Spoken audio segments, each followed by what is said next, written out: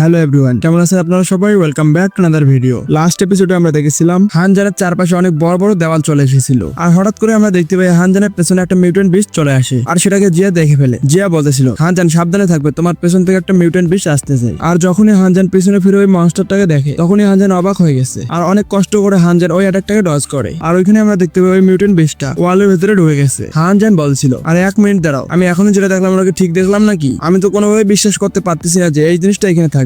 জিয়া বলতেছিল, হানজান তুমি কি বলতেছো? আর ওই জিনিসটা কি ছিল? হানজান বলতেছিল, জিয়া তাড়াতাড়ি চলো, আমাদের তাড়াতাড়ি এখান থেকে পালাতে হবে। এই মিশনটা বাইরে থেকে দেখে যতটা ইজি মনে হচ্ছে, এই মিশনটা অতটাও ইজি নয়। আর কিছুক্ষণ পর আমরা দেখতে পাই ব্ল্যাক হুইলের ভেতরে ওই প্রথম টিমটা চলে এসেছে, যাদেরকে হায়ার অফিসার পাঠিয়েছিল। ক্যাপ্টেন বলতেছিল, আমার মনে হয় এখানে যতগুলো লোক চলে এসেছে ওরা সবাই মনে হয় মারা গেছে, তো এখন মনে হয় আমাদেরকে এই মিশনটা কমপ্লিট করতে হবে। যাই হোক, তোমরা সবাই অনেক কেয়ারফুল থাকবে, কারণ বিপদ যে কোনো দিক থেকে আসতে পারে। ক্যাপ্টেনের টিমের একটা লোকই বলতেছিল, ক্যাপ্টেন আপনাকে একদমই টেনশন করা লাগবে না, আমরা সবাই 3rd লেভেলের মধ্যে আছি, আর একজন 3rd লেভেলের স্পিড মাস্টারের জন্য এই মিশনটা করা অনেক ইজি। ওই লোকগুলো তো এখানে আসার পর এই জন্যই মারা গেছে, কারণ ওরা অনেক দুর্বল ছিল। আর আমরা যদি ধরেও নেই যে এখানকার মনস্টার নর্মালের থেকে পাওয়ারফুল হবে, তাহলে আমরা সেফলি বাইরে বেরোতে পারবো, আমাদের কোনো সমস্যাই হবে না। কিন্তু হঠাৎ করে আমরা দেখতে পাই ওদের পায়ের নিচের মাটিও কাঁপতে শুরু করে, আর এটা দেখে ওরা সবাই অবাক হয়ে যায়। আর ওরা বলতেছিল, ক্যাপ্টেন এখানে হচ্ছেটা কি? আর হঠাৎ করে এখানে থাকা মাটি কাঁপতেছে কেন? আর একদম হানজানেরই মতো ওদের সামনে অনেক বড় বড় দেওয়াল চলে আসে, আর সেই কারণে ওদের টিমের লোকেরা আলাদা আলাদা হয়ে যায়। যখনই ওই লাল চুলওয়ালা লোকটা পিছনের দিকে দেখে, তখনই ও পেছনে ওর ক্যাপ্টেনকে দেখতে পায়। ও পেছনে ফিরে বলতেছিল, ক্যাপ্টেন আপনি কি ঠিক আছেন? আর হঠাৎ করে এই বড় বড় দেওয়ালগুলো কোত্থেকে চলে এলো? আর যখন ক্যাপ্টেন ওর কথার কোনো উত্তরই দেয় না, তখন ও ক্যাপ্টেনের কাছে যায়, আর ও ক্যাপ্টেনের কাঁধে হাত রেখে বলছিল, ক্যাপ্টেন আপনি তো আমার কথার কোনো উত্তরই দিলেন না। কিন্তু হঠাৎ করে আমরা দেখতে পাই ওর ক্যাপ্টেন বার্সাক হয়ে গেছে, আর ওর উপরে অ্যাটাক করে দিছে।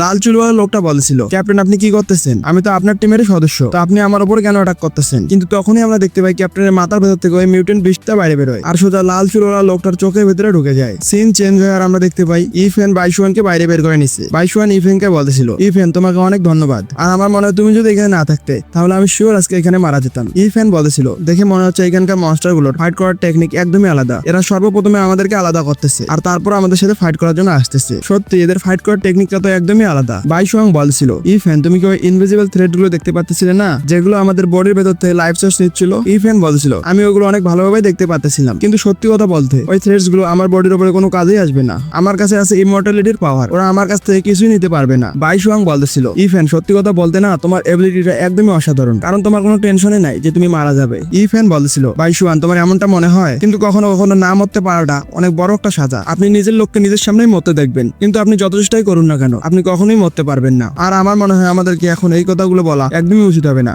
আমাদের সর্বপ্রথমে ট্রাই করতে হবে যে এখান থেকে আমরা কিভাবে বাইরে বেরোবো। আর যতদূর পর্যন্ত আমি দেখতেছি আমার মনে হয় এখান থেকে বাইরে বেরোনোর কোনো রাস্তাই নাই। বাইশুয়ান তোমার কি মনে হয় আমাদের কি এখানে হার মেনে নেওয়া উচিত? বাইশুয়াং বলেছিল, তোমাকে কে বলেছে যে আমরা এখান থেকে বাইরে বেরোতে পারবো না? তখন ইফেং বলছিল, তার মানে তো তোমার কাছে একটা রাস্তা আছে এখান থেকে বাইরে বেরোনোর। কিন্তু তখনই আমরা দেখতে পাই বাইশুয়াং এগিয়ে যায় আর একটা দেওয়ালের উপর হাত রাখে। বাইশুয়াং বলেছিল, দেওয়াল তুমি ভেঙে যাও, আর তাছাড়াও তো তুমি মাটি ছাড়া কিছুই নাও। আর বাইশুয়াং এর এই কথাটা বলার সাথে সাথে আমরা দেখতে পাই ওই দেওয়ালটা ভেঙে গেছে। এটা দেখার পর ইফেং অবাক হয়ে যায়, আর ও বলতেছিল, বাইশুয়াং এটা কিভাবে সম্ভব? তোমার স্কিল কি এতটা পাওয়ারফুল? কিন্তু তখনই আমরা দেখতে পাই ধোয়ার মধ্যে ওরা সামনে কাউকে দেখতে পায়। বাইশুয়াং বলছিল, ক্যাপ্টেন এটা কি তুমি? আমি দেওয়ালটা ভেঙে ফেলেছি, তো তোমরা সবাই কেয়ারফুল থাকবে। আর এই কথাটা শোনার সাথে সাথে আমরা দেখতে পাই হানজান পেছনের দিকে সরে গেছে। হানজান বলছিল, তো বাইশুয়াং তুমি ওখানে চলে এসেছো, কিন্তু তুমি এই দেওয়ালটা ভাঙলে কিভাবে? বাইশুয়াং বলছিল, আমি বেশি কিছু করিনি, আমি শুধুমাত্র আমার এবিলিটির সাহায্যে এই ওয়ালটাকে একটা মিথ্যা কথা বলেছি, আর ও আমার কথাটা বিশ্বাস করে নিচ্ছে। কিন্তু তখনই আমরা দেখতে পাই ওদের উপরে অনেক ভয়ঙ্কর একটা অ্যাটাক হতে ধরছিল। হানজান বলেছিল, বাইশুয়ান আর ইফেন তোমরা দুজন পিছনের দিকে দেখো, তোমাদের উপরে অ্যাটাক হবে। যখনই ওরা দুজন পিছনের দিকে দেখে, তখনই আমরা দেখতে পাই ওই অ্যাটাকটা ওদের অনেক কাছে চলে এসেছে। কিন্তু তখনই হানজান অনেক ভয়ঙ্কর একটা অ্যাটাক করে ওই অ্যাটাকটাকে নষ্ট করে ফেলে। হানজান বলেছিল,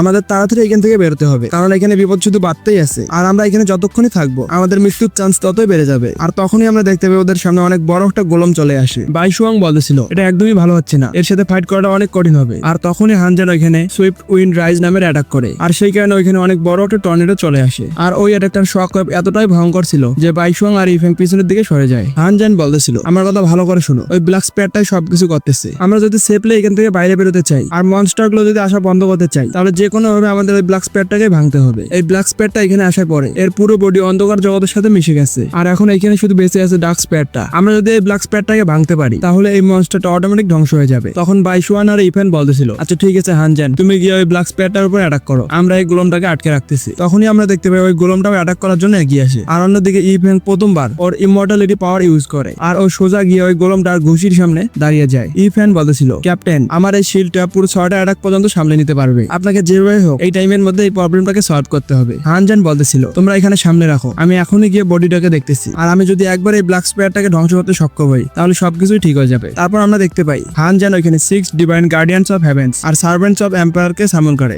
যাতে ওরা যে কোনো ভাবেই হোক ওই ব্ল্যাক স্পেয়ারটাকে ধ্বংস করতে পারে। আর যখনই ওইখানে গার্ডিয়ানস অফ হেভেন চলে আসে ও অ্যাটাক করার জন্য তৈরি হয়ে যায়। আমরা দেখতে পাই ওই ব্ল্যাক স্পেয়ারটার উপরে অনেক ভয়ঙ্কর একটা অ্যাটাক হয় আর ওই ব্ল্যাক স্পেয়ারটা ধ্বংস হয়ে যায়। খুশি হয়ে ইফেং বলতেছিল তো ফাইনালি আমরা ব্ল্যাক স্পেয়ারটাকে ধ্বংস করতে সক্ষম হলাম, আর সেই সাথে আমাদের এই মিশনটাও কমপ্লিট হয়ে গেছে আর আমরা নিশ্চয়ই এবার প্রথম পজিশনে আসতে পারবো। কিন্তু তখনই আমরা দেখতে পাই কেউ হানজানের উপরে অ্যাটাক করে আর ওর হাতটা হানজানের পেছন দিয়ে ঢুকিয়ে দিয়ে সামন দিয়ে বের করে। হানজান বলতেছিল ইফেন আমার কথা ভালো করে শোনো, তাড়াতাড়ি এখান থেকে পালাও। হানজানকে এতটা আহত দেখে ইফেনও অবাক হয়ে গেছে। আর আমরা দেখতে পাই ওখানে অনেক পাওয়ারফুল একটা মিউটেন্ট বিস্ট চলে এসেছে আর ওই মিউটেন্ট বিস্টটা বলতেছিল তোমাদের মধ্যে এখন আর কেউ বাঁচবে না, তোমার সাহস কত বড় যে তোমরা আমার উপরে অ্যাটাক করেছো। অবাক হয়ে ইফেন বলতেছিল এখানে এত বড় একটা মিউটেন্ট বিস্ট আছে, আমাদের তো বলা হয়েছিল এখানে একটা বেবি মিউটেন্ট বিস্ট আছে, কিন্তু হঠাৎ ওদের পেছন থেকে বাইশওয়ান চলে আসে। বাইশওয়ান বলেছিল এটা আমার তরফ থেকে তোমাদের জন্য একটা গিফট ছিল, আর এই মিউটেন্ট বিস্টটাকে আমি আমার মিথ্যা কথা দিয়ে লুকিয়ে রেখেছিলাম, আর এই জন্য তোমাদের মধ্যে কেউ এর ব্যাপারে জানতে পারেনি। আর যখনই সঠিক সময় চলে এসেছে আমি হানজানের উপর একটা স্নেক অ্যাটাক করে দিয়েছি, কারণ সবচেয়ে বড় বিপদ আমাদের জন্য হলো হানজান। হানজান বলতেছিল বাইশওয়ান তুমি এই কাজটা কেন করতেছো,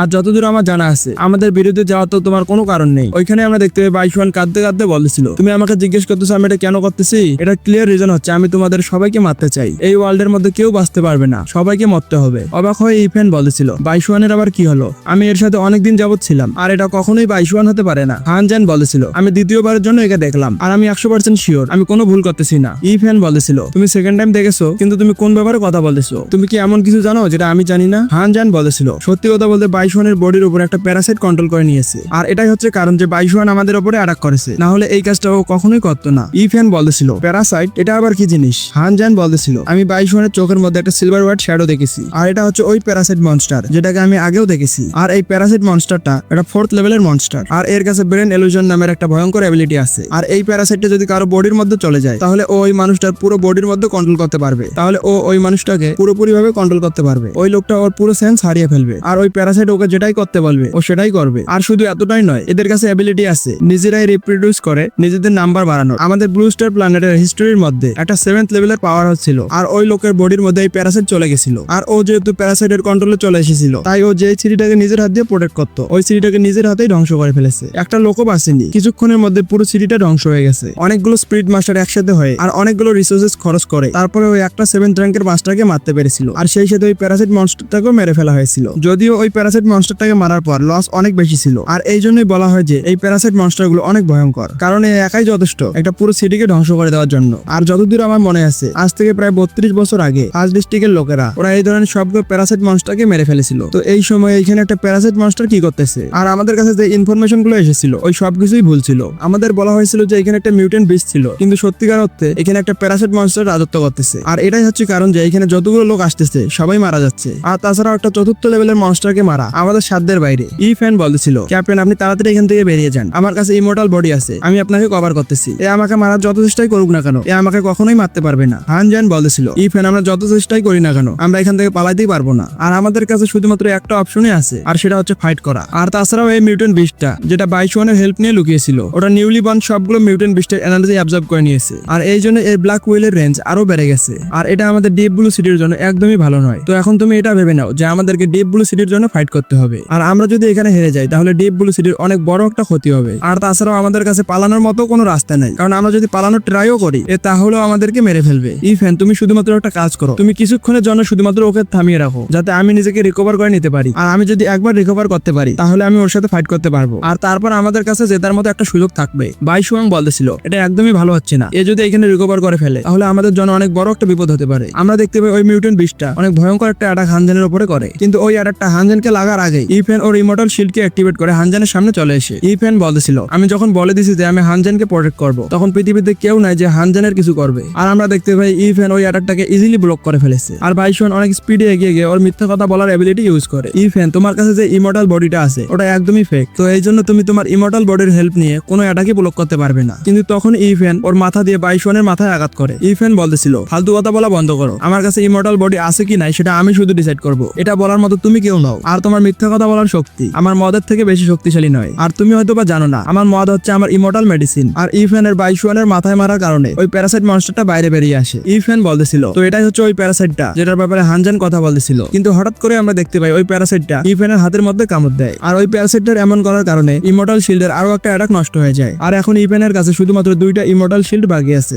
ইফেন বলেছিল, শালা তোর এত বড় সাহস, তুই আমার উপরে অ্যাটাক করবি? আমরা দেখতে পাই ইফেন ওর হাত দিয়ে ওই প্যারাসাইট মনস্টারটাকে মেরে ফেলে। আর ইফেন বলেছিল এখানে না থাকবে কোনো প্যারাসাইট মনস্টার আর না পারবে কাউকে কন্ট্রোল করতে। ওইখানে আমরা দেখতে পাই ওই বড় মিউটেন্ট বিস্টটা বলেছিল, এটা তো অনেক ভালো ব্যাপার, তুমি ওই প্যারাসাইটটাকে তোমার হাত দিয়ে মেরে ফেললে। আচ্ছা ঠিক আছে, দেখি তোমার ইমর্টাল বডি কতক্ষণ পর্যন্ত টিকে থাকতে পারে। তখনই আমরা দেখতে পাই ওই বড় বিস্টটা ইফেনের উপর অনেক ভয়ঙ্কর একটা অ্যাটাক করে। আর ইফেন ওর ইমর্টাল শিল্ডের মাধ্যমে ওই অ্যাটাকটাকে ব্লক করে। ইফেন বলেছিল, হানজান তোমার আরো কতক্ষণ সময় লাগবে, কারণ আমিও আমার লিমিটের মধ্যে চলে এসেছি, কারণ এই মনস্টারটা অনেক পাওয়ারফুল। হানজান বলেছিল, জিয়া আর ইফেন, এখানে যতগুলো প্যারাসাইট মনস্টার আছে তোমরা ওদেরকে সামলে নাও, আর আমি এই বড় মিউটেন্ট বিস্টটাকে ধরবো, আর আমি শিওর যে আমি একে হারাতে পারবো। জিয়া বলতেছিল, আচ্ছা ঠিক আছে হানজান, আমরা এদের সাথে ফাইট করবো, তবুও তুমি তোমার খেয়াল রাখিও। হানজান ওর 8 কুইক ফিস্টের ফার্স্ট ফর্মকে অ্যাক্টিভেট করে দেয়। হানজান বলেছিল, আমি এটা একদমই আশা করিনি যে তুমি এতটা পাওয়ারফুল হতে পারবে, আর যেই কারণে আমাকে তোমার সামনে আমার ফুল স্ট্রেংথ ইউজ করতে হবে। কিন্তু আমি যখন আমার ফুল স্ট্রেংথে চলে এসেছি, তো এখন তুমি আমার হাত থেকে বাঁচতে পারবে না, আমি শিওর তোমাকে মেরে ফেলবো। আর এই কথাটা বলার সাথে সাথে হানজান সামনের দিকে অনেক ভয়ঙ্কর একটা পাঞ্চ করে। আর যেহেতু ওই মিউটেন্ট বিস্টটা অনেক ফাস্ট ছিল, সেই জন্য ও হানজানের ওই অ্যাটাকটাকে ডজ করে ফেলে। আর হানজানের অ্যাটাকটা যেই জায়গায় গিয়ে লাগে ওই জায়গাটা পুরোপুরি ভাবে ধ্বংস হয়ে যায়। আর এটা দেখার পর ওই মিউটেন্ট বিস্টটা বলতেছিল, এটা তো অনেক ভালো ব্যাপার, আমি যদি সত্যি কথা বলি, তোমার কাছে এই ইয়াং এজের মধ্যেও অনেক ভালো ফাইটিং স্ট্রেংথ আছে। আমার মনে হয়েছিল যে তুমিও বাকি সব লোকের মতো হবে, যারা আমার সামনে আসার সাথে সাথেই একটা অ্যাটাকের মধ্যেই মারা যায়। আর সত্যি কথা বলতে ওদের অ্যাটাকটা এতটাই দুর্বল হয় যে আমাকে ওদের অ্যাটাকগুলো ডজ করারও কোনো দরকার হয় না। কিন্তু তোমার অ্যাটাকটাকে দেখার পর আমার মনে হলো, আমি যদি এই অ্যাটাকটাকে ডজ না করি তাহলে আমার জন্য অনেক বড় সমস্যা হতে পারে। আমার মনে হয় তুমি আমার সাথে অনেক ভালোভাবে ফাইট করতে পারবে। কিন্তু একটা কথা ক্লিয়ার, ফাইট যেমনই হোক না কেন,